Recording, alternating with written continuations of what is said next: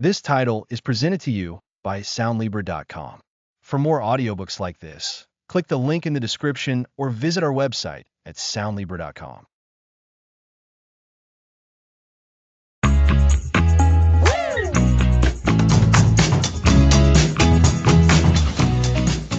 Welcome to the Deep Life. Are you feeling a constant rush with little time to breathe? That's so true, Alex. Many of us feel stuck on a treadmill, busy, but not truly fulfilled. Just a quick heads up before we get started. Though we're talking about mental well-being and lifestyle changes, this isn't medical or professional mental health advice, so definitely consult a professional for your specific needs. Great point, Lisa. We're constantly connected, yet often feel distant from ourselves and what really matters.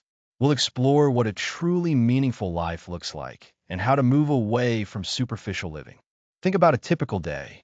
It's often a flood of notifications, emails, meetings, and obligations. We jump from one task to another, rarely stopping to be truly present or consider our direction. This endless pace can leave us feeling busy but empty. We call this a shallow life. A shallow life.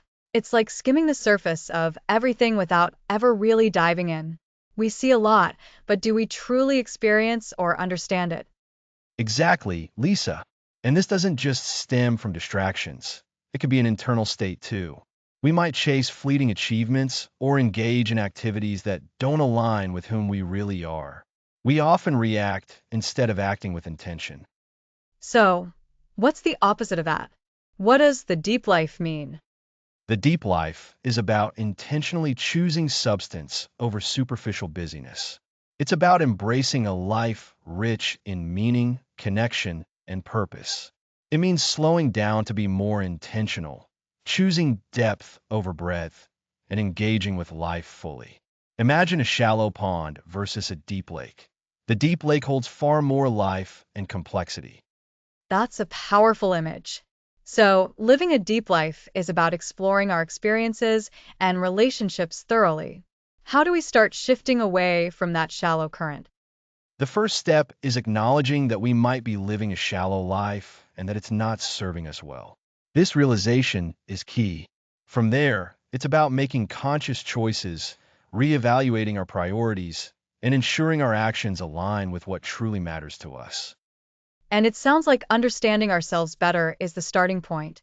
How do we uncover our true selves amidst all the noise? That's precisely what we'll explore. We'll begin by defining our compass, by unearthing our core values. Knowing your values acts like a guiding star, helping you navigate life authentically. Without it, it's easy to drift with external expectations. So, our values will be our anchor, guiding us towards a deeper existence. What else can we expect? We'll discuss the art of meaningful connection, focusing on how to build richer relationships. We'll look at work that nourishes, finding genuine purpose in our careers. We'll also rediscover the rhythm of nature and tap into our creativity by cultivating the creative spark. It sounds like a journey that covers many aspects of living fully, and these topics seem to weave together beautifully. Absolutely. We'll also explore the power of intentional simplicity, learning to declutter our lives to focus on what's truly important. Then, we'll build on that with mindful presence. Being fully where we are is the foundation of deep living. We'll also embrace the wisdom of stillness, recognizing the importance of solitude and reflection for growth. The stillness aspect is so vital.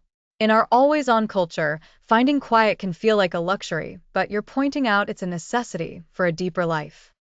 Precisely. And life will present challenges. So we'll explore navigating challenges, building resilience, and seeing adversity as an opportunity. Finally, we'll integrate these practices for long-term fulfillment in sustaining the deep life and celebrate the deep life unfolded, the profound joy that comes from this intentional approach. This promises to be a truly transformative journey. For listeners ready to dive in with us, what's the main takeaway from today's episode? The core message is to recognize the allure of shallow busyness and understand that true fulfillment comes from intentional depth. It's about choosing to engage more fully, connect more deeply, and live with purpose. This is just the beginning of our journey towards a richer, more profound life. We invite you to escape the shallow current and cultivate your deep life with us. There's so much to look forward to. If you're feeling that desire to live more purposefully, you're in the right place. We've set the foundation, and the deeper explorations are about to begin. Next episode, Defining Your Compass, Unearthing Your Core Values. Thanks for listening.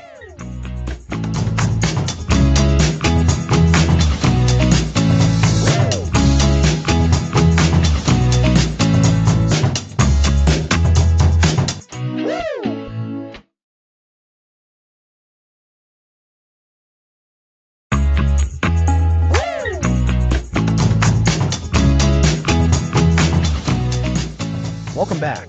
Last time, we escaped the shallow current. Now, let's define your compass by unearthing your core values. That's a great way to put it, Alex. A compass. Because without knowing where you're truly headed and what principles will guide you there, you can easily get swept off course, right? It's all about building a solid foundation. Exactly. Think about it. If you don't know what truly matters to you, your core values, how can you make decisions that align with a life you genuinely want to live? You might find yourself chasing the wrong things or feeling constantly out of sync. Uncovering your core values is the bedrock of living a deep life. It's the internal navigational system that helps you discern what's important and what's just noise. So, when we talk about core values, what are we precisely referring to? I think sometimes people hear that and think of vague concepts. That's a good point. Core values are the fundamental beliefs that guide your behavior and your decision making.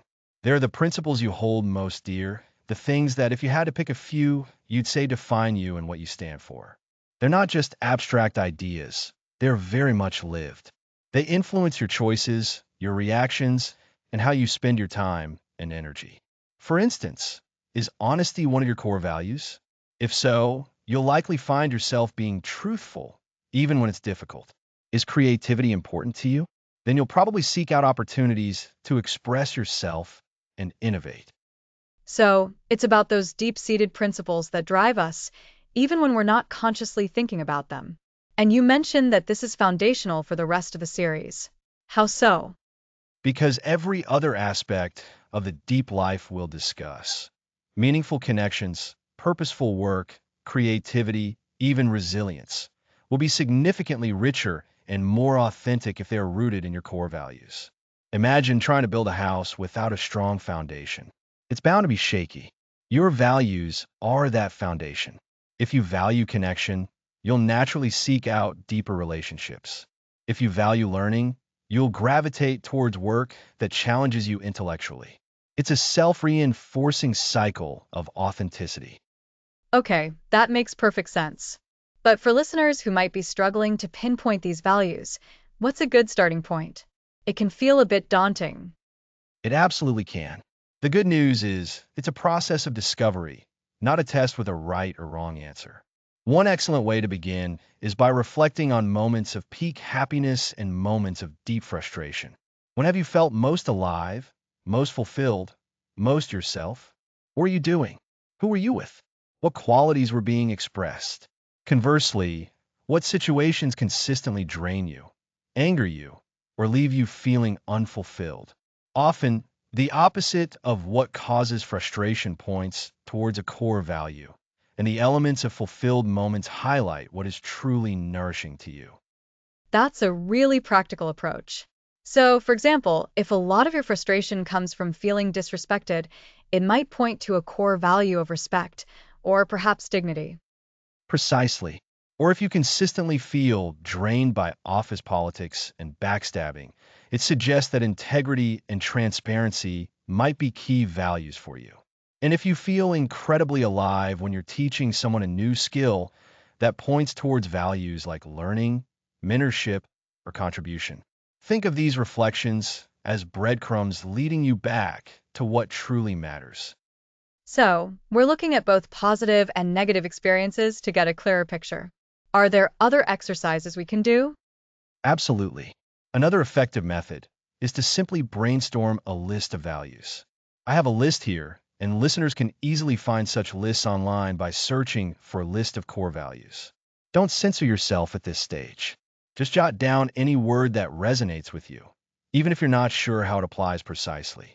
Words like honesty, kindness, creativity, adventure, security, growth, community, justice, appreciation.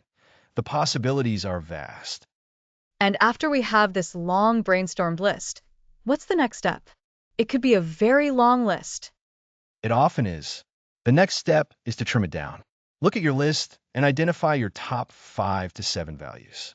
These are the ones that truly feel like the guiding stars of your life. Ask yourself, if I could only live by a few principles, which ones would these be? Or which of these values, if compromised, would cause me the most distress? This process helps you prioritize and focus on what's most essential to you. It's not about picking the best values on a societal level, but the ones that are most authentic to your inner compass. It's like finding the strongest magnets on a fridge door, the ones that hold everything else in place. And once we have those top values, what then? Do we just know them? Knowing them is the first part. The real work comes in living them. This is where the deep life truly begins to take shape. For each of your identified core values, try to articulate what it means to you specifically. Honesty can mean different things to different people. Does it mean always speaking the truth, no matter the consequences? Or what does it mean being authentic and transparent in your intentions? Defining these nuances for yourself is crucial. So, it's not just the word, but the personal definition of that word that matters. Exactly. And then the next step, and this is vital for retention and integration, is to identify concrete actions you can take in your daily life that demonstrate these values. If growth is a core value, what's one small action you can take this week to foster your own growth? Maybe it's reading a chapter of a book on a new subject, listening to an educational podcast, or even seeking feedback on a project. If connection is a value, perhaps it's making a point to have a meaningful conversation with a loved one, rather than just a surface level chat. This is starting to feel very actionable. It's not just about introspection, but about translating those insights into daily practice. Precisely. And it's important to remember that this isn't a one-time exercise. Your values can evolve over time as you gain more life experience. So, it's a good practice to revisit this periodically, perhaps once a year or whenever you're facing a significant life decision. Your compass might need recalibration now and then. So, to recap for our listeners, first, we talked about how core values are the fundamental beliefs guiding our behavior. Then, we used reflections on peak happiness and frustration to identify potential values. We also suggested brainstorming a broad list and then narrowing it down to your top 5 to 7 most essential principles. That's right. And crucially, we emphasize defining what each value means personally to you, and then most importantly, identifying concrete, actionable steps to live those values out in your everyday life. This is how you build a life that is not just busy, but deeply meaningful and aligned with who you truly are. It's about becoming the architect of your own life, guided by your own true north. It's like giving ourselves permission to live more authentically by truly understanding what makes us tick. And that understanding is the gateway to a life of purpose and fulfillment. It's the first, most powerful step in moving beyond shallow busyness.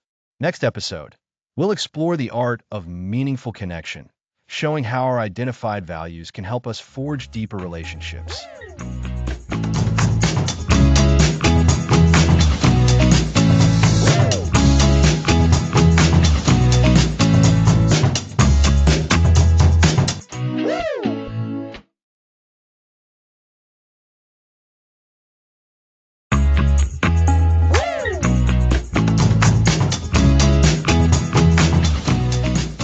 Welcome back to The Deep Life.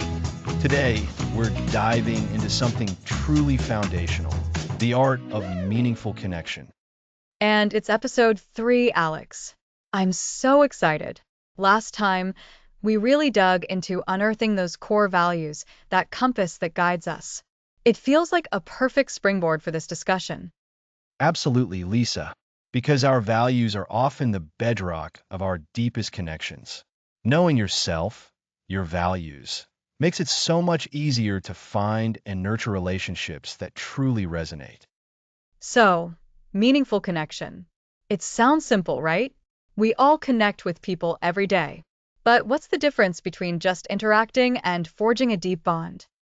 That's the million-dollar question. Think about it.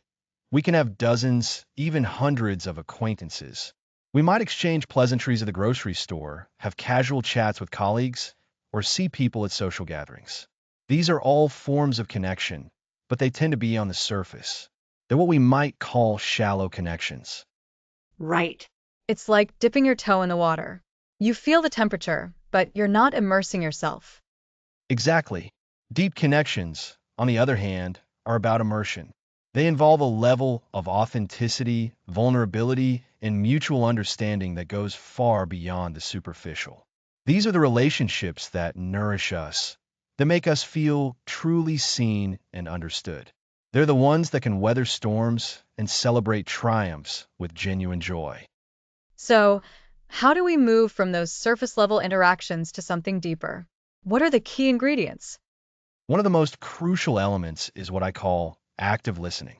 This isn't just waiting for your turn to speak. It's about truly hearing what the other person is saying, both verbally and non-verbally. It's about being fully present when you're with them. I think we all have a tendency to get distracted, don't we? Our minds wander to our to do list, or we're already formulating our response. Active listening sounds like a conscious effort. It absolutely is. It means putting down your phone, making eye contact, nodding to show you're engaged, and asking clarifying questions. It's about conveying to the other person, I value what you're saying, and I'm genuinely interested in understanding your perspective. When someone feels truly heard, it opens the door for them to open up in return. That makes so much sense. It's not just about hearing the words, but understanding the feeling behind them. And that leads, I imagine, to vulnerability? That can be a scary word for a lot of people. It can be, and for good reason. Vulnerability means showing your authentic self, including your flaws, your fears, and your uncertainties. It's the willingness to be open and exposed, even when there's a risk of judgment or rejection. But here's the paradox. It's precisely this vulnerability that creates the space for deep intimacy. So, by showing our own imperfections, we give others permission to do the same? Precisely. Imagine two people trying to connect, but both are wearing a mask of perfection. They can interact, but they can never truly see or connect with each other's real selves. It's only when those masks come down, when we share our struggles as well as our successes, that genuine connection can flourish. This is where remembering those core values from episode 2 comes in handy. When you're communicating honestly about how something impacts you, you can connect it back to what's important to you. That's a powerful image. It's like building a bridge, and each act of vulnerability is a new plank being laid. Exactly. And this ties into creating space. In our busy lives, we often don't make enough dedicated time for meaningful connection. We squeeze in conversations between tasks, or we assume that being in the same room means we're connecting. But deep relationships require conscious effort and dedicated time. So, it's about intentionality. Not just letting connections happen, but actively cultivating them. Like scheduling a coffee date with a friend and truly being present, or setting aside time to have a deep conversation with a partner without distractions. That's it. And this intentionality also applies to how we navigate disagreements. In any relationship, there will be differences of opinion or moments of conflict. The difference between a shallow and a deep connection often lies in how these conflicts are handled. So, instead of letting conflict create distance, a deep connection uses it as an opportunity for understanding? Exactly. It's about approaching disagreements with a spirit of collaboration rather than confrontation. It means listening to understand, even when you disagree. It means focusing on the issue at hand, not attacking the person. And importantly, It means being willing to apologize when you're wrong and to forgive when others are. This builds resilience in the relationship. It sounds like a lot of work, but also incredibly rewarding. When you have these deep connections, how do they manifest in our lives? They manifest in profound ways. You have a support system you can rely on during difficult times. You have people who genuinely celebrate your successes with you. You feel less alone in the world. These relationships provide a sense of belonging and security that is vital for our well-being. They enrich our lives immeasurably, adding depth and color to our experiences. It's like having a chosen family that truly understands and supports you.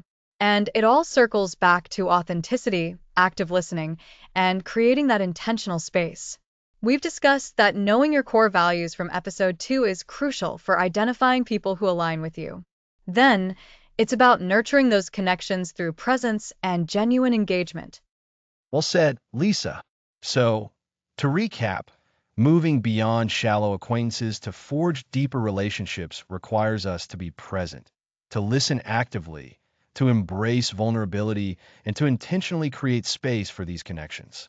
It's about cultivating relationships that are built on authenticity and mutual understanding. These are the connections that truly nourish the soul and are a cornerstone of living a deep life. Absolutely. It's a conscious choice to invest in the people who matter, to allow ourselves to be truly seen, and to see others fully in return. Next episode, we'll be exploring how to find purpose and nourishment in your professional life. It's about bringing that same intentionality to your work.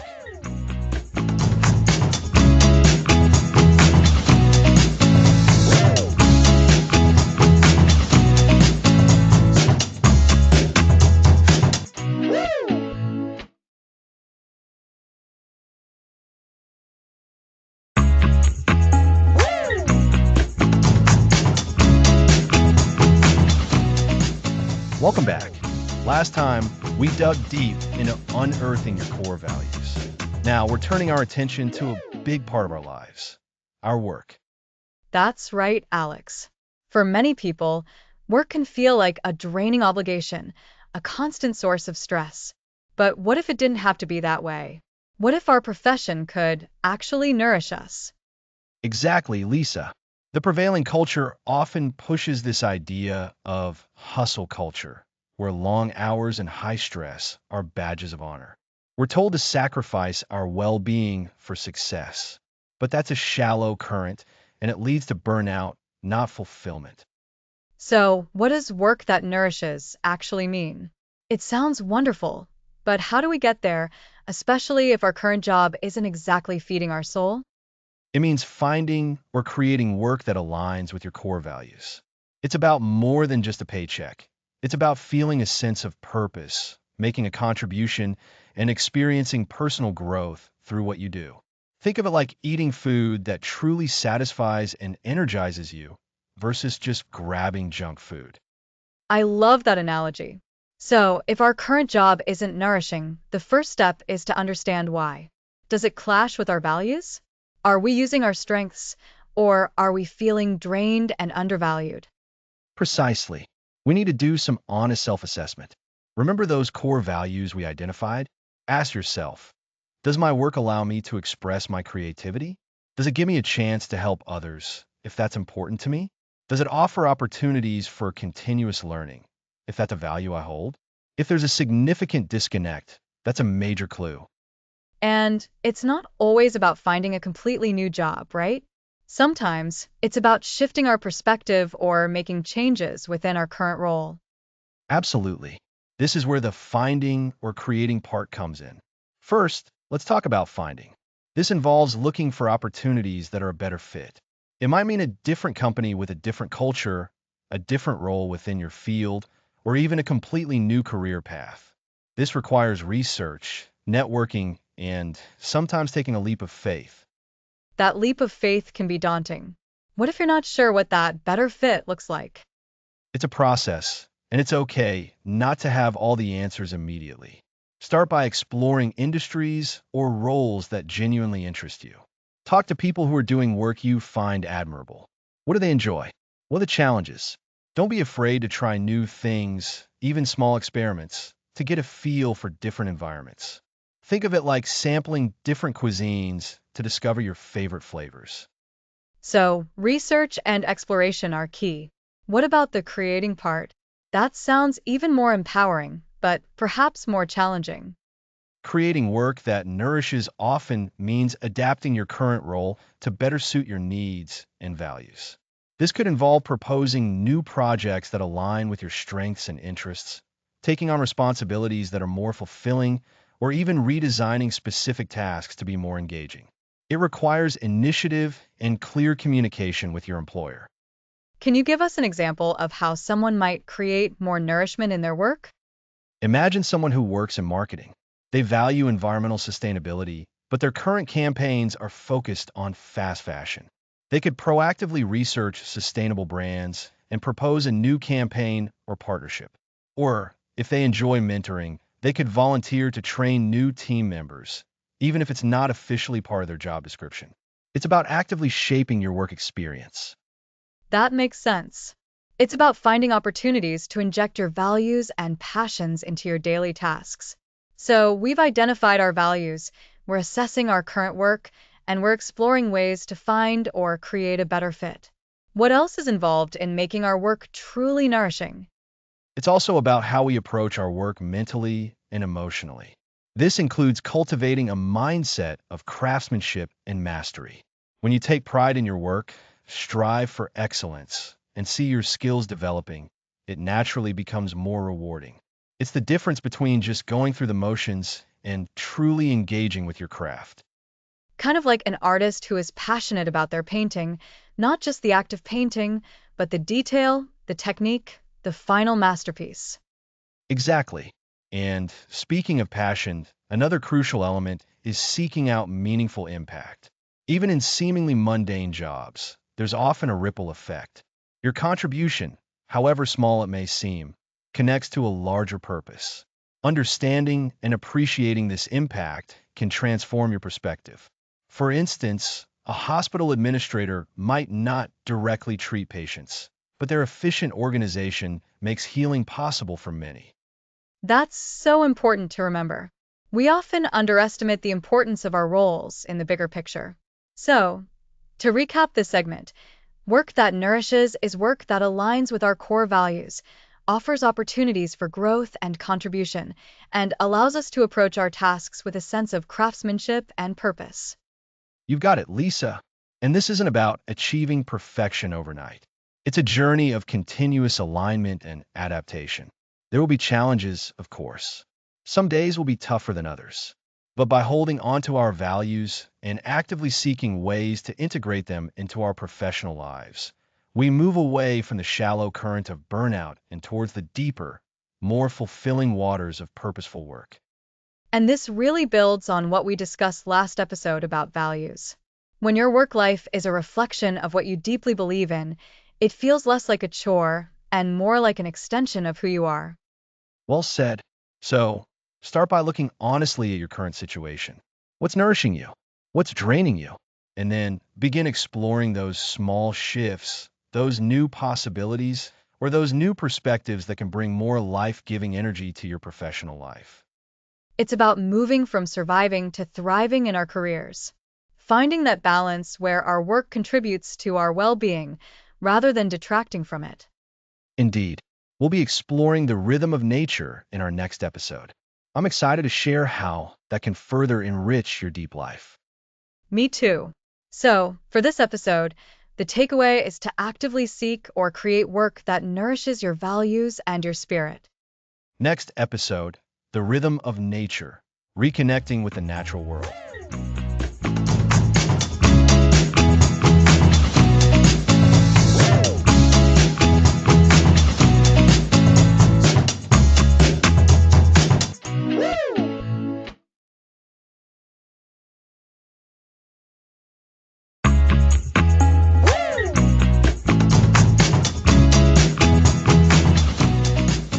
Welcome back to The Deep Life. Last time, we explored how to find purpose and nourishment in your profession. Today, we're diving into something equally vital, the rhythm of nature. It's a great topic, Alex. We've talked about escaping the shallow current, defining our values, connecting with people, and finding purpose in work. But what about literally stepping outside and connecting with the earth? I feel like we've become so disconnected from the natural world. Exactly, Lisa.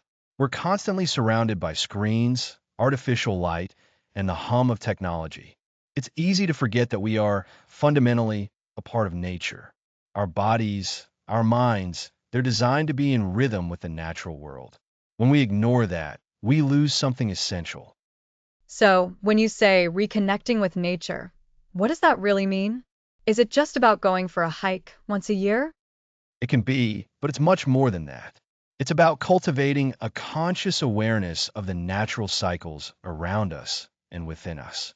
Think about the changing seasons, the rise and fall of the sun, the ebb and flow of tides. These are ancient rhythms that have guided life for millennia.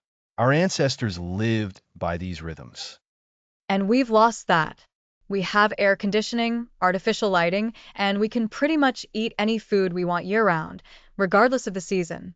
It's convenient, but I can see how it creates a disconnect. Precisely. This disconnect can lead to a feeling of being scattered, anxious, or out of sync. Nature has a remarkable ability to ground us, to calm our nervous systems, and to restore our sense of perspective. It pulls us out of that rat race feeling we touched on in the first episode and brings us back to something more fundamental. I've definitely experienced that. Just spending a weekend camping, away from everything, and I feel so much more clear-headed and at peace.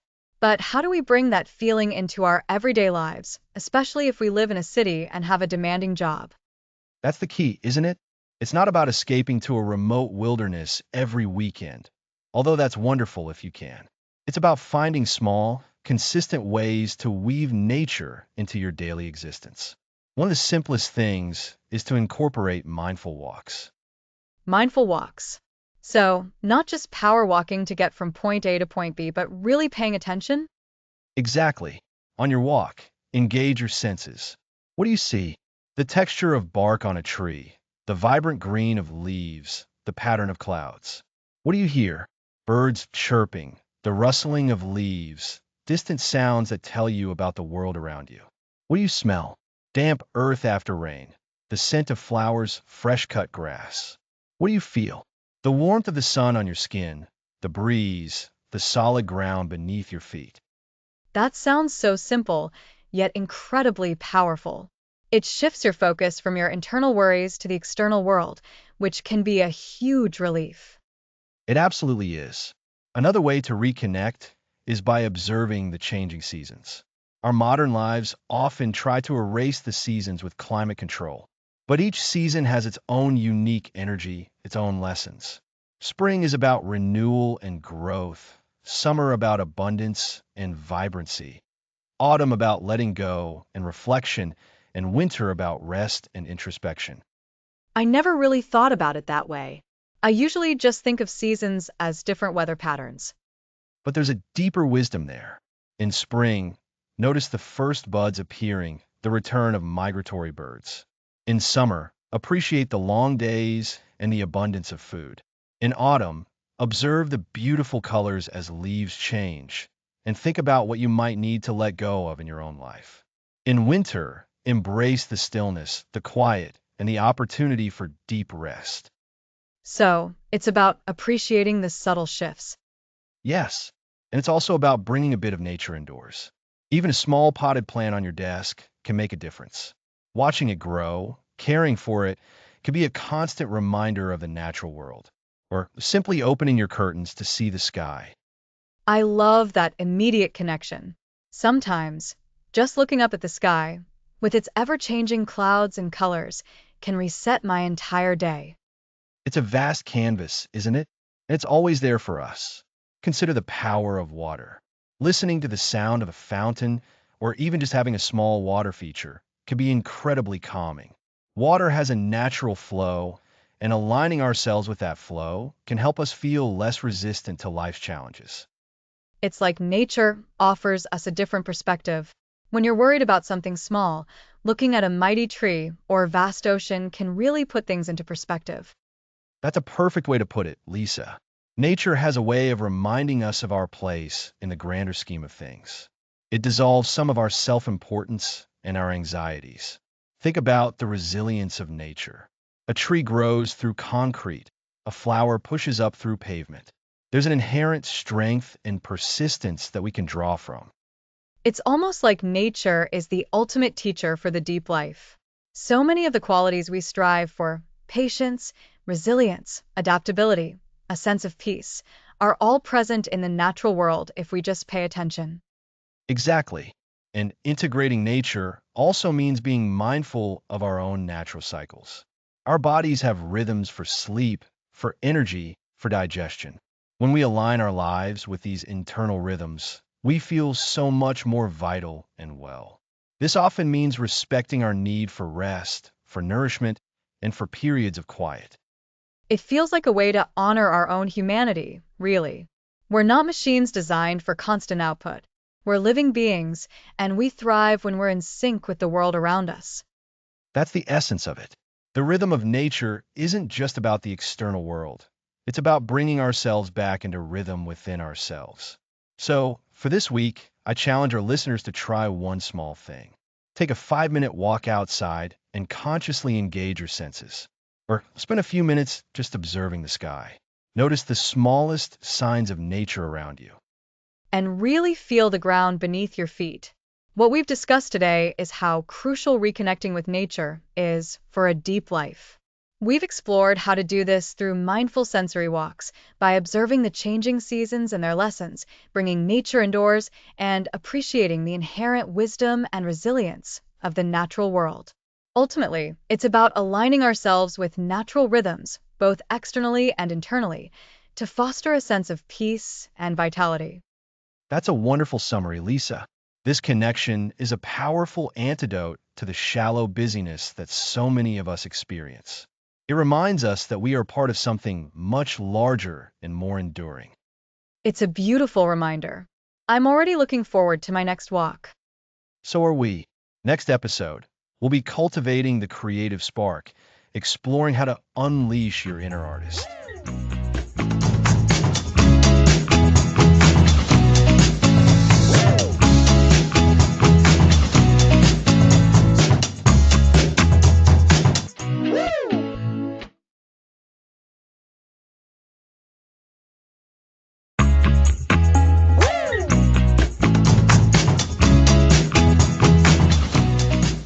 Welcome back to the Deep Life. Last time, we explored the rhythm of nature and how reconnecting with the natural world can ground us. Now, let's tackle cultivating our creative spark. That's right, Alex. And for many, creative means artists, musicians, writers. But this episode is about breaking that down. Creativity is a fundamental human expression, something we can all tap into to enrich our lives. Exactly. Think about it. From ancient cave paintings to kids building forts, creativity is about making something new, solving problems in novel ways, and expressing ourselves. It's about the process, not perfection. And that process can be incredibly grounding and satisfying. So, when we talk about cultivating the creative spark, what are we aiming for? Is it about becoming a master painter? Not all. The goal is creative practices that offer a different kind of engagement with the world. It's about experimenting, playing, and expressing ideas or feelings that might not come out through our usual language. It's a space of exploration, away from productivity demands. I like that exploration. So, it's less about the output and more about the experience? Precisely. Creative activities foster mindfulness. When you're painting, writing, or doodling, you're focused on the present moment, the colors, the words, the shapes. This deep focus is a form of mindfulness, pulling you out of worries and to-do lists. That connects back to mindful presence. So, by engaging creatively, we're practicing being in the moment. Exactly. And beyond mindfulness, creativity powerfully aids problem solving. When we think outside the box and combine ideas in new ways, we develop mental flexibility. This isn't just for art, It's for tackling challenges in our jobs, relationships, and daily lives. Creativity fuels innovation. That makes sense. It's like giving your brain a different workout, forging new pathways instead of following a preset route. You've hit on a key point, Lisa, and it's also about joy. There's an inherent pleasure in making something, bringing an idea into existence. This is where it connects strongly to work that nourishes. Having a creative outlet, something that isn't about deadlines or external validation, can be incredibly nourishing for our souls. Okay, so creativity is for everyone. It fosters mindfulness, improves problem solving, and brings joy. But for someone who thinks, I'm not creative at all, what are the first steps without feeling overwhelmed? Start with low-stakes activities. Think of it as dipping your toes in. Try journaling for 5 minutes a day, just writing without judgment. Or maybe it's doodling during a phone call, letting your pen wander. Doodling is great. I never thought of it as creative. It absolutely is. Or consider creative writing prompts. You can find lists online that give you a starting sentence or a scenario, and you just run with it. The key is to remove the pressure of creating a masterpiece. It's about the act of creating. So, focus on consistent small actions rather than grand projects. Exactly. Another avenue is music. You don't have to be a virtuoso. Perhaps it's curating playlists that evoke certain emotions. Or maybe it's trying a simple instrument like a ukulele. The goal isn't mastery, it's engagement and expression. I've always wanted to try learning the ukulele. It seems so accessible. It truly is. And what about cooking or gardening? These are often seen as practical, but they are inherently creative. When you're cooking, you're combining ingredients in new ways. When you're gardening, you're designing a space, considering colors and how things will grow. These are creative acts. That's a wonderful way to frame it. So, creativity isn't confined to a canvas or a keyboard. It can be found in the kitchen, in the garden, in how we arrange our living space. Absolutely. And as we engage in these activities, we might become more observant of the world, noticing patterns and details we'd previously overlooked. This heightened awareness feeds back into our creative process. It's a beautiful, cyclical relationship. It's like opening up new channels of perception. And I imagine this ability to observe and connect ideas helps us see opportunities we might have missed before. Precisely. When we allow ourselves to be creative, we're giving ourselves permission to be a little imperfect, to make mistakes, and to learn from them. This is a powerful mindset shift that can ripple out into all aspects of our lives. It helps us become more resilient when faced with challenges because we've practiced a generative rather than a purely critical approach. So, to recap for our listeners, cultivating the creative spark isn't about becoming a professional artist. It's about engaging in activities that foster mindfulness, enhance problem solving skills, and bring joy. We can start small with journaling, doodling, exploring music, cooking, or gardening. The process itself is valuable, and it helps us become more observant, adaptable, and resilient. Couldn't have said it better myself, Lisa. It's about embracing a playful, experimental approach to life. These creative expressions are fundamental to living a deep and meaningful life, connecting us to ourselves and to the world in profound ways. It's about finding those moments of flow where time seems to meld away and we're simply engaged in the act of becoming. That's a beautiful way to put it, Alex. It's about allowing ourselves to explore, to create, and to find fulfillment in that exploration. Next episode, we'll be exploring the power of intentional simplicity and how decluttering our lives can make space for all these other rich experiences.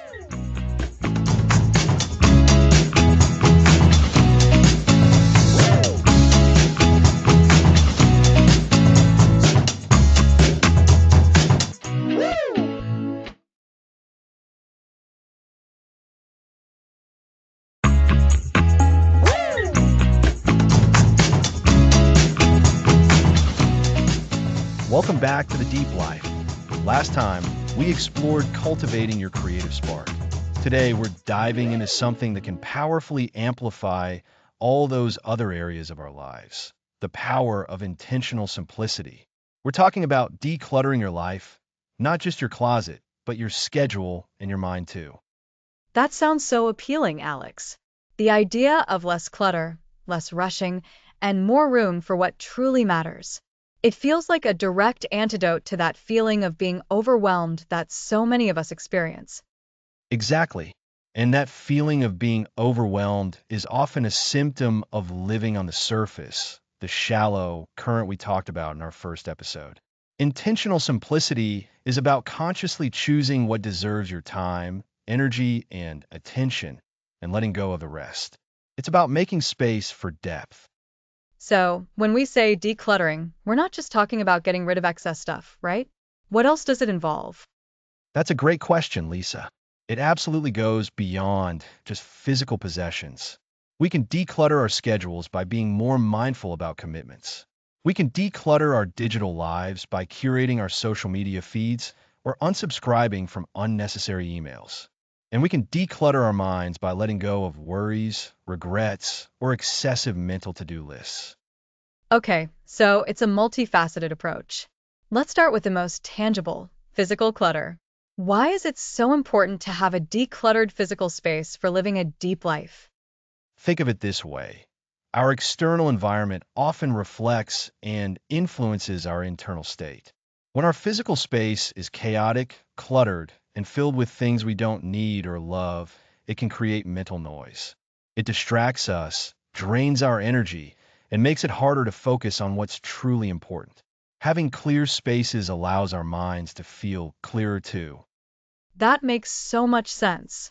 It's like trying to think clearly in a room that's overflowing with papers and things everywhere. It's a constant, low-level distraction. Precisely. And the act of decluttering itself can be a powerful practice. When you're making decisions about what to keep and what to let go of, you're essentially practicing discernment. You're asking yourself, does this serve me? Does this bring me joy? Is this necessary for my life? These are the same questions we should be asking about other areas of our lives. So, the process of decluttering a drawer can actually train our minds to be more intentional in other areas? Absolutely. It's a form of practice. And a good place to start is often with small, manageable areas. Instead of trying to tackle your entire house in a weekend, pick one shelf, one drawer, or one category of items. The satisfaction of completing a small task can build momentum. We're aiming for progress, not perfection. That's a relief to hear. So, after we've addressed our physical spaces, what's next in intentional simplicity? The next big area is our schedule, our commitments. This is often where we accumulate mental clutter and a sense of being constantly rushed. Think about your typical week. How much of it is filled with obligations that don't truly resonate with your values or bring you a sense of fulfillment? Oh, I can definitely relate to that. It's easy to say yes to things out of obligation, politeness, or even a fear of missing out. Before you know it, your calendar is packed, and you feel like you're just reacting to each day. Exactly. Intentional simplicity here means becoming a gatekeeper of your time. It means understanding that your time is one of your most valuable resources and you have the right to protect it. This involves learning to say no gracefully, or perhaps more effectively, learning to say yes to the things that truly align with your goals and values. How do we learn to say no without feeling guilty? It starts with self-awareness. Remember episode 2, where we talked about unearthing your core values. When you're clear on your values, it becomes easier to evaluate requests. If a request doesn't align with your values, it's simply not a good fit. You can respond politely, "Thank you for thinking of me, but I won't be able to commit to that right now." It doesn't require lengthy explanations. I like that. Thank you for thinking of me, but I won't be able to commit. It's direct but kind. So, once we've decluttered our schedules, what about our minds? That seems like the most challenging part. It certainly can be. Mental clutter can come in many forms. Worries about the future, rumination on the past, excessive internal chatter, or even just an overloaded mental to-do list. Intentional simplicity in our minds means actively choosing what we focus our mental energy on. It's about quieting the noise. How do we quiet that noise? Practices like mindfulness and meditation are incredibly powerful here. They teach us to observe our thoughts without getting carried away by them. We learn to recognize when our minds are wandering to unproductive places and gently guide them back to the present moment. This is a foundational element of living a deep life, and it helps create the mental space needed for what truly matters. So, by practicing mindfulness, we're essentially decluttering our minds, making space for clearer thinking and less anxiety. Precisely. It's about creating mental white space. And another aspect of mental simplicity is managing our information intake. In our digital age, we're bombarded with information constantly. Think about social media, news feeds, emails. We can intentionally choose to limit our exposure to things that don't contribute positively to our well-being. That's a good point.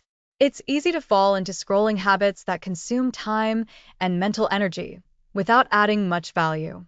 So, to recap, intentional simplicity involves decluttering our physical spaces, our schedules, and our minds. And each of these practices helps us make space for what truly matters. That's a perfect summary, Lisa. By intentionally simplifying, we're not depriving ourselves, we're liberating ourselves. We're removing the excess so that the essential can flourish. It's about consciously choosing to live with less distraction and more intention, creating a richer, more meaningful life. It's about moving from a life of shallow busyness to one of deep engagement. It really is about making room for those deeper connections, for our creativity, for reconnecting with nature, and for a greater sense of peace. It feels like a powerful foundation for the rest of our journey in living the deep life. Absolutely. And moving forward, we'll build on this foundation. Next episode, we'll explore the profound practice of mindful presence, learning how to truly inhabit the moment and find richness in the here and now. Next episode, mindful presence, the foundation of deep living.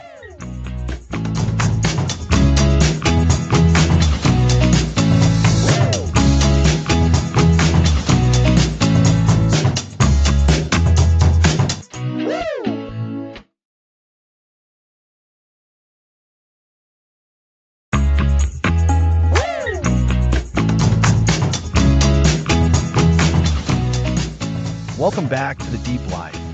Last time, we explored intentional simplicity. Today, we're diving into mindful presence. Mindful presence. It sounds so simple, yet I think it's something many of us struggle with. We're often so caught up in what's next, or what just happened, that we miss what's happening right now. Exactly, Lisa. Mindful presence is about tuning into the present moment without judgment. It's not about clearing your mind, but about gently guiding your attention to what is happening right here, right now. Think of it like learning to truly taste your food or to really hear a friend when they speak instead of just waiting for your turn to talk. So, it's about actively engaging with our current experience, not just letting it wash over us in a blur. Precisely. And this practice is the bedrock for so many other aspects of living a deep life. Remember when we discussed forging deeper relationships or finding purpose in your profession? Cultivating mindful presence actually enhances all of those. When you're truly present, you listen better, you connect more authentically, and you can engage with your work or your relationships with a richness that's otherwise impossible. I see. So, if we're not mindful, we're essentially living a shallow life, even if we're busy or achieving things. That's a great way to put it. The shallow current of life is all about distraction, constant doing, and a fragmented attention. Mindful presence is our anchor, pulling us back to the depth of the present. It's about experiencing life fully instead of just rushing through it. How do we actually cultivate this? Is it just about meditating? Meditation is a fantastic tool for building mindfulness, but it's not the only way. The goal of mindful presence is to bring this quality of awareness into every aspect of your day. We can start with simple, everyday activities. For example, when you're washing the dishes, instead of letting your mind wander to your to-do list, Try to notice the sensation of the warm water, the feel of the soap, the sound of the dishes clinking. That sounds challenging. My mind is usually halfway across town by the time I've dried the first plate. And that's perfectly normal. The key isn't to never get distracted, but to notice when you do get distracted and gently, without self-criticism, bring your attention back to the present moment. Each time you do this, you're strengthening your mindfulness muscle. It's like a bicep curl for your brain.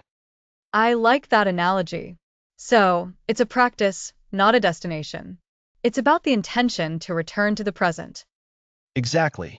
We can also practice mindful breathing. It's incredibly simple but powerful. Just taking a few moments to notice the sensation of your breath entering and leaving your body. Feel the rise and fall of your chest or abdomen. There's no need to change your breathing, just observe it. This is a readily available anchor to the present at any moment of your day. And this isn't just about feeling calmer, is it? It's about deeper understanding too? Absolutely. When we are present, we can observe our thoughts and feelings more clearly.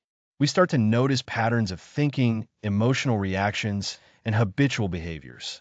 This self-awareness is crucial for personal growth. For instance, you might notice that you tend to get anxious when facing a particular type of task.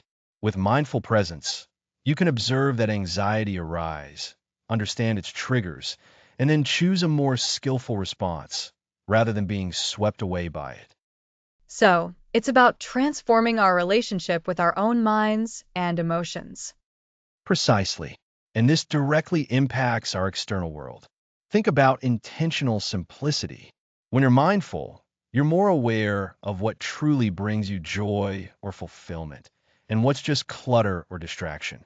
This awareness helps you make choices that align with your deeper values, rather than just following automatic patterns. And this also connects to our creative spark, doesn't it? I feel like when I'm rushing, my creative ideas are fleeting, but when I'm calm and present, they seem to have more room to emerge. You've hit on a crucial point, Lisa. Creativity thrives in spaciousness and presence. When our minds are constantly cluttered with to-do lists and worries, there's no room for new ideas to bubble up. Mindful presence creates that receptive space. It allows us to notice the subtle insights, the unexpected connections that are the seeds of creativity. Without presence, we're too busy to see them. So, to recap, mindful presence is our anchor in the present moment, helping us to fully experience our lives. It enhances our relationships, our work, our creativity, and our ability to declutter effectively. And it's cultivated through simple practices like mindful breathing and bringing awareness to everyday activities, with the understanding that it's about gently returning our attention, not about never losing it. That's a wonderful summary, Lisa. It truly is the foundation. The ability to be aware of what's happening now allows us to engage with life fully, to make conscious choices, and to experience a depth that's often overlooked in our fast-paced world. It's about shifting from a life of constant doing to a life of conscious being. It's not about adding more to our plate, but about experiencing what's already there more richly. Exactly. And the beauty is this practice is available to us anytime, anywhere. It doesn't require special equipment or a lot of extra time. It's a way of being that we can weave into the fabric of our lives. By cultivating mindful presence, we are not just surviving, we are truly living.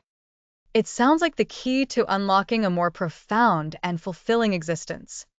It truly is. In our next episode, we'll explore the wisdom of stillness, building upon this foundation of mindful presence to embrace solitude and reflection and discover how these can enrich our lives even further. Next episode, The Wisdom of Stillness, Embracing Solitude and Reflection.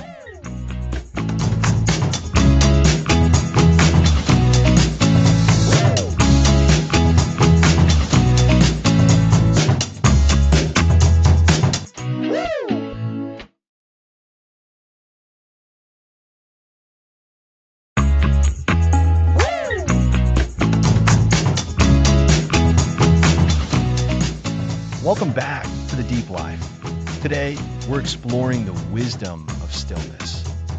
Stillness, solitude. Those words can sometimes sound daunting, right, Alex? In a world that glorifies constant activity and connection, taking time to be alone with our thoughts might feel unproductive or even a little lonely.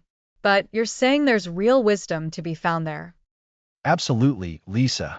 Think of it like this. When you're constantly bombarded with information, distractions, and the demands of others, your internal landscape can become cluttered.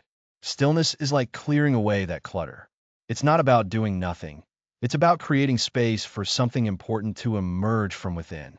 We're building on that mindful presence from episode 8. Just as mindfulness helps us be aware of our experience in the moment, stillness allows us to process and understand that experience more deeply. So, it's not just a break from activity, but an active form of introspection? Precisely. Solitude, when embraced intentionally, offers a unique opportunity for self-awareness. When the external noise fades, we can begin to hear our own inner voice more clearly. This can lead to profound insights about who we are, what we truly want, and what truly matters to us. It's in these quiet moments that we can untangle complex thoughts and emotions. I can see how that would be valuable. Often, when I'm faced with a difficult decision or a confusing situation, my first instinct is to talk it over with someone or try to distract myself. But maybe stepping back and just being quiet with the problem would be more effective. Exactly. Stillness allows for reflection. It gives us the mental space to examine our experiences, our reactions, and our patterns of behavior without immediate judgment or the pressure to find a quick solution. This kind of reflection is crucial for personal growth. It's how we learn from our mistakes, understand our strengths, and refine our goals. Remember how we talked about defining your compass in episode 2? Solitude is a vital tool for recalibrating that compass, ensuring you're still heading in the direction that aligns with your core values. That's a great callback, Alex. So, how do we actually embrace stillness? It sounds so simple, yet for many of us, it's incredibly challenging to initiate. It does take practice, and it's important to start small. You don't need to isolate yourself for days. Even 10 to 15 minutes of intentional quiet time each day can make a difference. One way is through meditation, which we touched upon with mindful presence. But stillness can also be as simple as sitting quietly with a cup of tea, taking a walk in nature without your phone, or dedicating a few minutes before bed to simply be present with yourself. The key is to remove distractions and consciously choose to be quiet. So, it's about creating a consistent habit, even a small one. What happens if your mind is racing during those quiet moments? That's often what throws people off. That's a common experience, and it's perfectly normal. Our minds are accustomed to constant stimulation. When you first start embracing stillness, you might notice your thoughts jumping from one thing to the next. The practice isn't about stopping your thoughts, but rather about observing them without getting carried away. It's like watching clouds drift across the sky. You see them, you acknowledge them, but you don't try to stop them or hold on to them. As you continue to practice, you'll find your mind naturally begins to settle. That's a helpful analogy, Alex. Observing without attachment. And I imagine this practice of solitude can also lead to a deeper connection with our creativity. When we're not constantly consuming external ideas, our own imagination has more room to play. You've hit on another vital benefit, Lisa. Many artists, writers, and innovators throughout history have emphasized the importance of solitude for their creative process. Think about it. When you're not actively engaged with the outside world, your mind is free to wander, to make unexpected connections, and to generate novel ideas.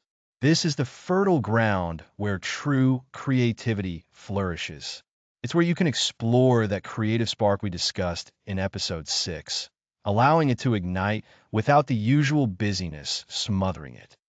So, stillness isn't just about quietening the mind, but about allowing new thoughts and ideas to bubble up from within. It sounds like a way to foster a more authentic self. Indeed, solitude is a powerful antidote to the superficiality that can creep into our lives when we're constantly seeking external validation or engaging in shallow interactions. When you spend time alone, you have no choice but to confront yourself with all your imperfections and strengths. This can be challenging, but it's also incredibly liberating. It's in this space that we can develop genuine self-acceptance and a stronger sense of inner peace. This connects back to our discussion on intentional simplicity in episode 7. Decluttering your life isn't just about physical things. It's about decluttering your internal space, and solitude is a key component of that. I'm starting to see how interconnected all these practices are. Mindfulness helps us be present. Stillness provides the space for reflection and creativity, and both contribute to that deeper, more authentic self. Exactly. And it's in this space of stillness that we can also cultivate resilience. When challenges arise, as they inevitably will, having a well of inner calm to draw upon can make all the difference. Instead of being overwhelmed by difficulties, you can approach them with a clearer perspective and a greater capacity to find solutions. This is something we'll delve into further in our next episode when we discuss navigating challenges. But for today, let's summarize the wisdom of stillness. I'd love that. So, the core idea is that intentionally creating periods of quiet and solitude is not a waste of time, but a vital practice for the deep life. It leads to increased self-awareness, allowing us to understand ourselves better. Stillness provides the mental space for deep reflection, helping us learn and grow from our experiences. It's a crucial element for nurturing our creativity, giving our imagination room to roam. And that time spent alone can foster authentic self-acceptance and inner peace. Beautifully put, Lisa. And remember, it's about consistent, small steps. Start by finding just a few minutes each day to simply be. Observe your thoughts without judgment and allow the quiet to work its magic. This practice of stillness and solitude is a powerful pathway to a more profound and fulfilling life. Thank you, Alex. I feel inspired to make more space for stillness in my own life. Wonderful. Next episode, we'll explore how to navigate life's inevitable challenges with resilience.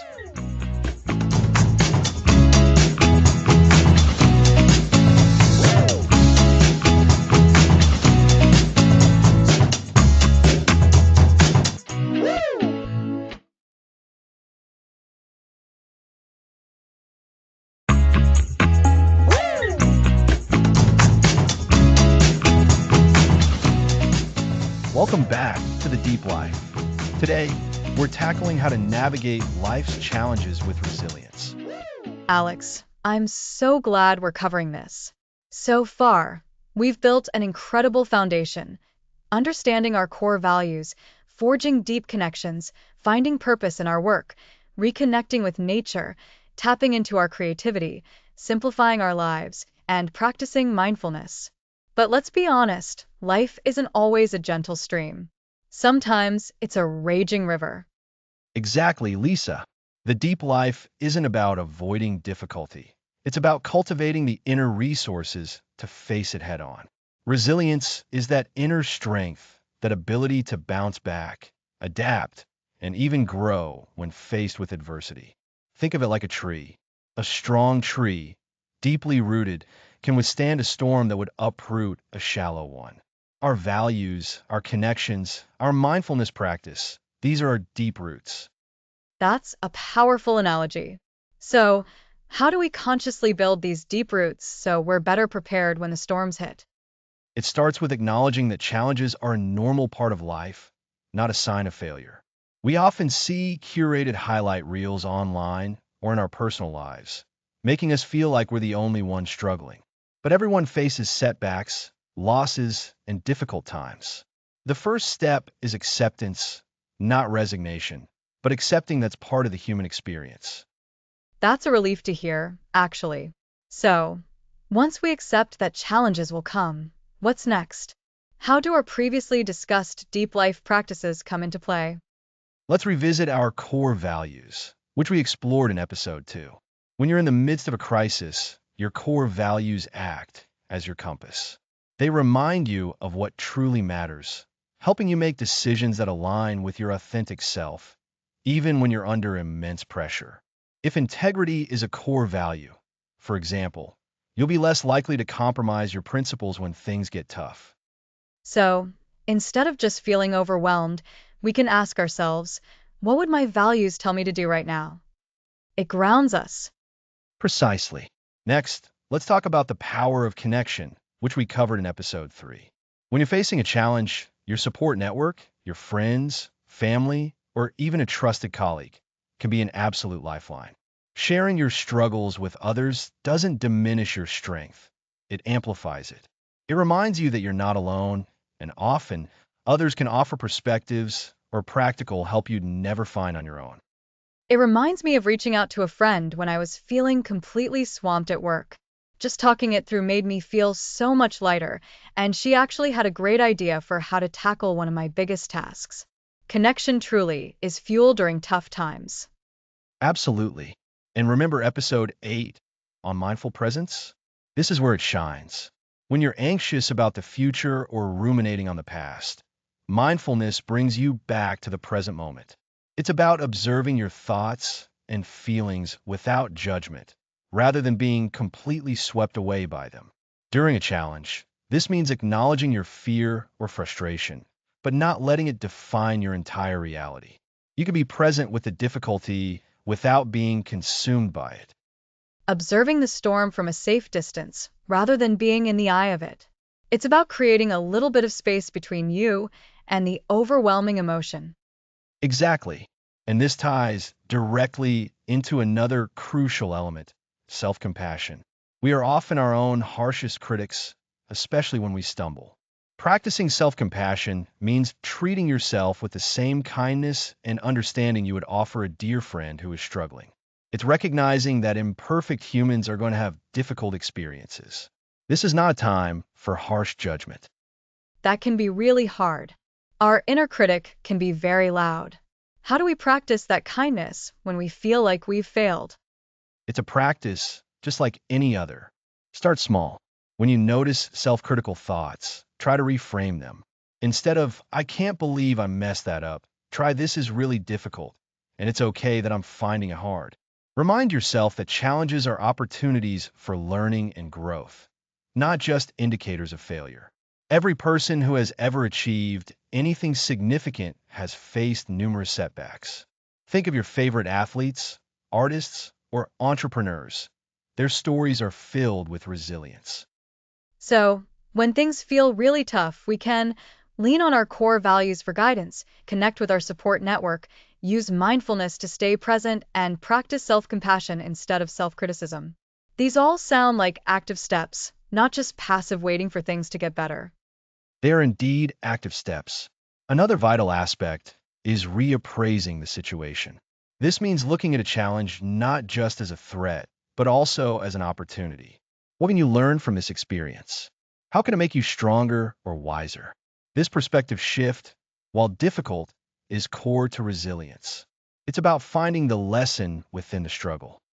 That's a very active form of reframing. It's not just saying everything will be okay, but actively seeking out how it might lead to something positive, even if it's just a lesson learned. Absolutely. And sometimes, resilience also involves knowing when to adjust your goals or your approach. The deep life isn't about rigid adherence to a plan at all costs. It's about being adaptable. If a difficult situation makes a particular goal unattainable in its current form, the resilient response is to reassess and perhaps find a new path forward, rather than simply giving up. This connects to what we discussed in episode 7 about intentional simplicity. Sometimes, simplifying your approach or even your ambitions during a tough time is a form of strength. So, we're not just bouncing back, but we're also learning and evolving through the challenges. It's not a static state, but a dynamic process. Precisely. And finally, for today, remember that resilience is built over time. It's not something you suddenly possess. It's cultivated through consistent practice, through showing up for yourself and others, through learning from your experiences, both good and bad. The more you practice these deep life principles, the more robust your inner resources will become. It really does feel like all the pieces are coming together. We've built a strong inner foundation, and now we're learning how to use that foundation to weather any storm. So, to recap for our listeners, challenges are normal. When they arise, we tap into our core values for guidance, seek support from our connections, use mindfulness to stay present, practice self compassion, reframe the challenge as an opportunity for growth, and remain adaptable in our approach. You got it, Lisa. Building resilience isn't about avoiding hardship. It's about developing the inner strength and wisdom to navigate it with grace and emerge stronger on the other side. This is a cornerstone of living a truly deep and fulfilling life. And that brings us to the penultimate episode of our series. Next time, we'll focus on sustaining the deep life and how to integrate these practices for long term well being. Indeed, join us for that as we continue our journey.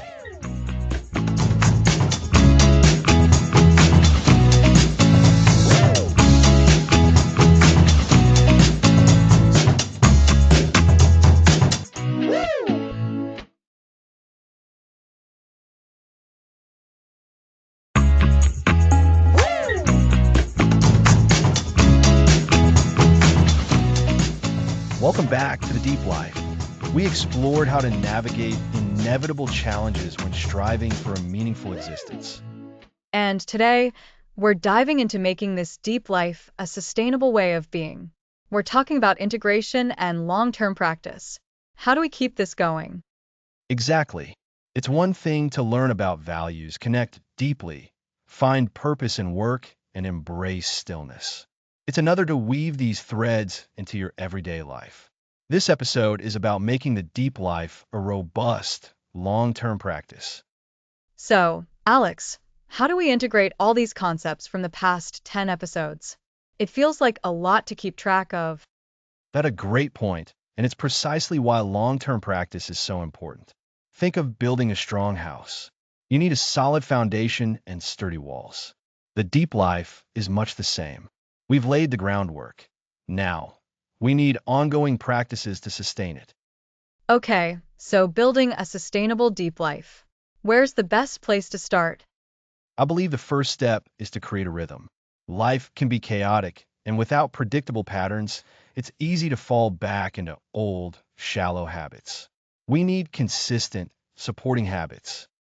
Habits. That makes sense. It's like when we talked about mindful presence, how regular meditation practice makes it easier to be present throughout the day. Precisely. These aren't just one-off events. They become automatic responses that keep you anchored.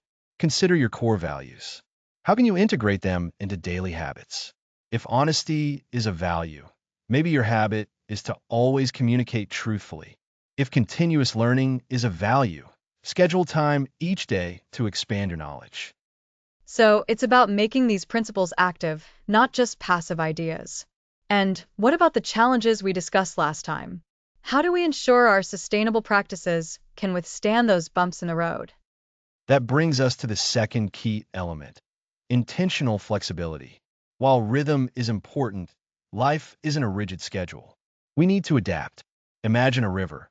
It flows steadily but bends around obstacles. Our deep life practice should be like that. We need to build in room for detours, rest, and when life throws us a curveball.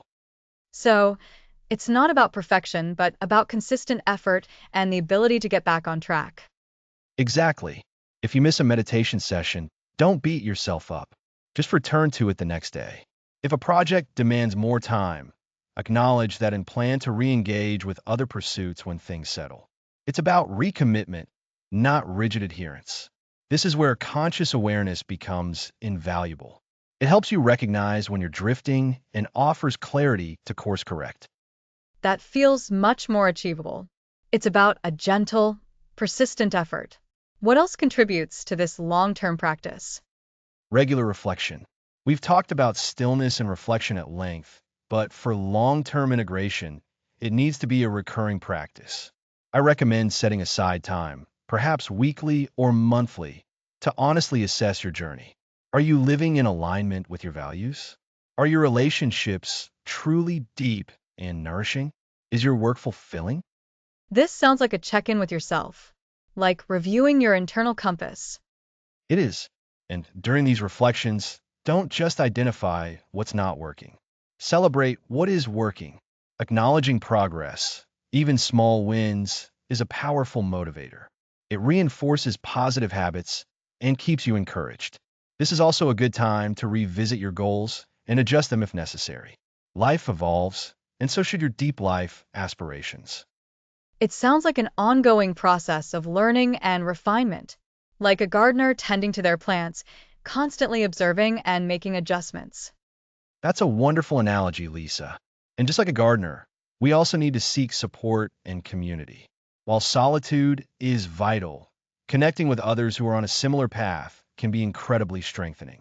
Sharing your journey, your challenges, and your successes with trusted friends, mentors, or a supportive group can provide encouragement and accountability. Remember our discussion on meaningful connection? This is where that takes on a new dimension. Connecting with others who understand and support your commitment to a deeper life. So, building a supportive network is part of sustaining the deep life. That's reassuring. Absolutely. And finally, we need to cultivate an attitude of ongoing curiosity. The deep life is not a destination you arrive at. It's a continuous exploration. There will always be new depths to uncover, new ways to grow, and new challenges to navigate. Embrace that sense of learning and discovery. Think of it as an adventure. So, to recap the keys to sustaining the deep life. First, create a consistent rhythm with supporting habits rooted in your core values. Second, practice intentional flexibility, allowing for detours and gentle course correction. Third, engage in regular reflection, celebrating progress, and adjusting goals.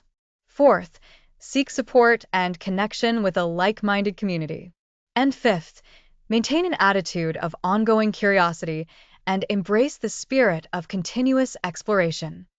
Beautifully summarized, Lisa.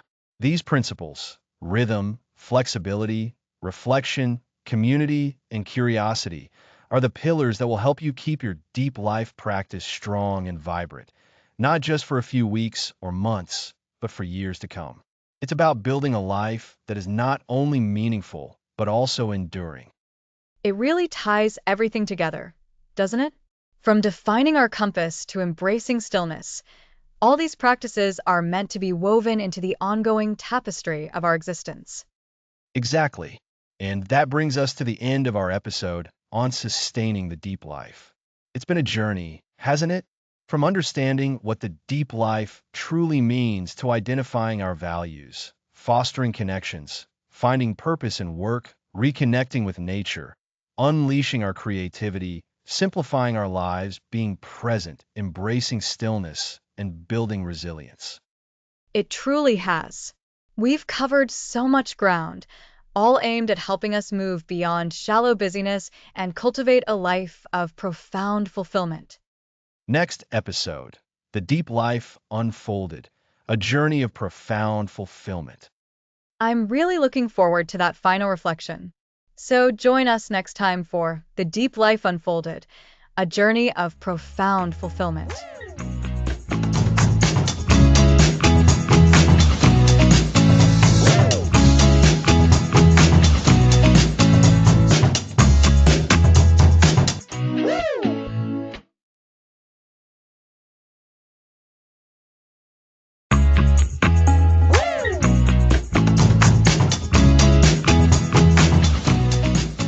Welcome back to The Deep Life. This is our 12th and final episode, where we'll explore this journey of profound fulfillment. And what a journey it has been, Alex. We've moved from understanding what a deep life even means to finding our core values, building meaningful connections, and finding purpose in our work. We've also touched on the rhythms of nature, creativity, simplicity, mindfulness, and solitude. And just last time, we tackled resilience in facing challenges. It feels like we've covered so much ground. We absolutely have, Lisa, and that's precisely what this final episode is all about, bringing it all together. The Deep Life isn't just a collection of techniques or ideas. It's an integrated way of being. It's about weaving all these threads into the fabric of our everyday existence, moving beyond that constant, shallow busyness that so many of us fall into. So, how do we sustain this deep life after we finish this series? How do we ensure it's not just a temporary phase, but a lasting transformation? That's the million-dollar question, isn't it? The key is integration. We've spent 11 episodes dissecting different components, but now we need to see them as interconnected parts of a whole. Remember our first episode? We talked about the shallow current of modern life, the endless notifications, the superficial interactions, the constant feeling of being busy but not productive. The deep life is the antidote to that. It's about intentionally choosing depth over breadth. The shallow current versus the deep life. I like that framing.